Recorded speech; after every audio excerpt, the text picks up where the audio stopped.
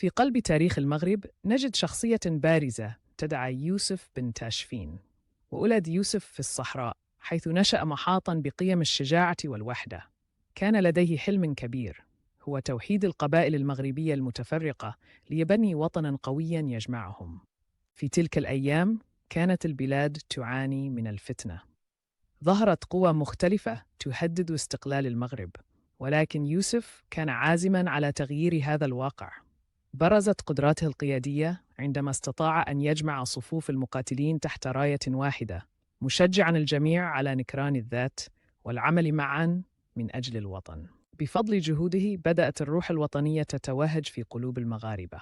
في معركة الزلاقة الشهيرة، واجه يوسف وجيشه قوة استعمارية تفوقهم عدداً وعتاداً.